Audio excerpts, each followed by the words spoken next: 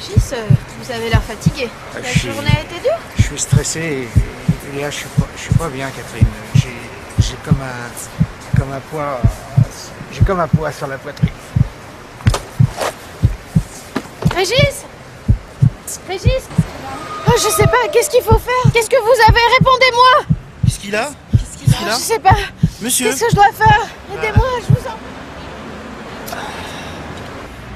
Appelez le SAMU. Faites le 15. Allô? Monsieur? Le SAMU? Oui. Mon ami vient de faire un malaise. Les gestes d'urgence? Mais non, je les connais pas. Est-ce que quelqu'un sait faire le massage cardiaque? Non. Non, personne. Oh, venez vite, je vous en prie. Monsieur? Venez vite. Monsieur? Je sais pas du tout.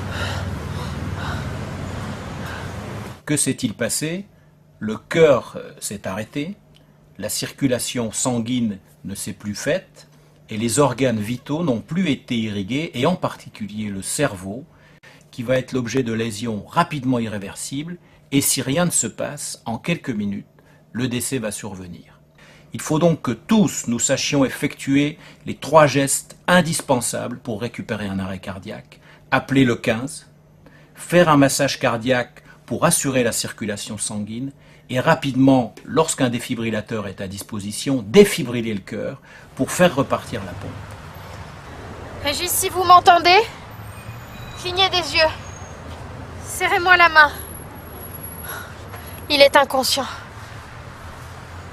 Lorsque la victime ne bouge pas, qu'elle est inconsciente, qu'elle ne réagit pas, qu'elle ne respire pas ou qu'elle respire de façon très anormale, il n'y a pas de doute, c'est un arrêt cardiaque.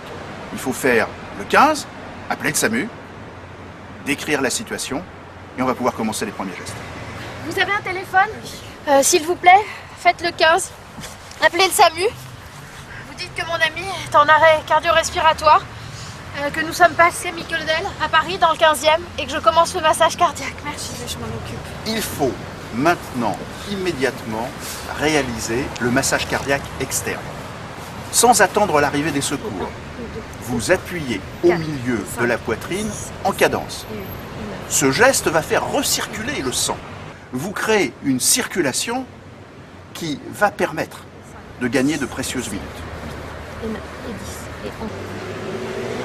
Vous savez s'il y a un défibrillateur à proximité? Il y en a un qui vient d'être installé à côté, je peux aller vous le chercher. Oui, s'il vous plaît. C'est maintenant qu'il faut utiliser le défibrillateur. Cet appareil va donner un choc électrique qui fait repartir le cœur.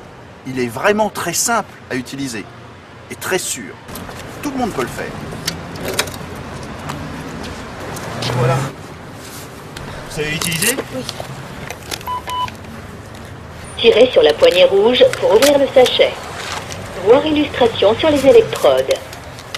Ôtez le plastique bleu d'une électrode.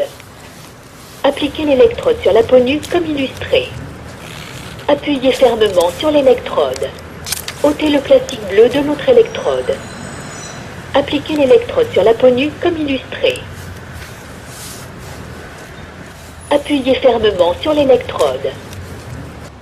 Réparation du choc en cours. Reculez-vous. Ne touchez pas le patient. Choc en cours. Choc délivré. Depuis un décret de mai 2007, tout citoyen est aujourd'hui autorisé à utiliser un défibrillateur automatique. Si nous sommes plus nombreux à être formés, et si les villes s'équipent de défibrillateurs automatiques, par les communautés urbaines, les grandes entreprises, les grandes surfaces, c'est autant de chances supplémentaires que nous donnerons aux victimes d'un arrêt cardiaque. Il faut savoir que nous sommes en retard dans notre pays par rapport à bon nombre de pays voisins. C'est en effet moins de 3% des victimes d'un arrêt cardiaque qui sont aujourd'hui sauvées par rapport à 30% dans certains pays qui ont su conduire la formation de la population et qui ont équipé leurs villes de défibrillateurs en nombre suffisant.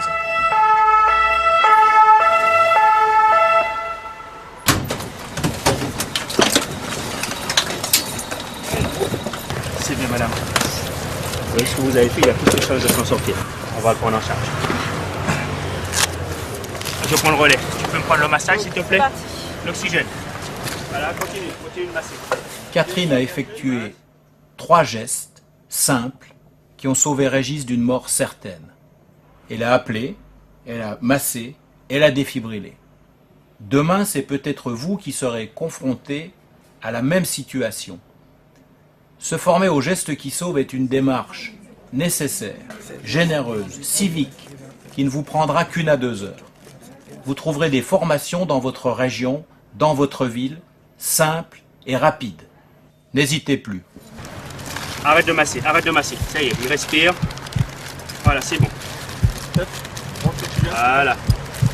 Je suis mort il y a 9 ans et si je suis là pour vous en parler, c'est que quelqu'un a effectué les gestes qui sauvent. Sur 5 personnes ayant survécu à un tel accident, 4 ont été sauvées grâce à l'intervention d'un témoin. Avec du sang-froid et une formation de moins d'une demi-journée, on peut sauver une vie. Alors formez-vous.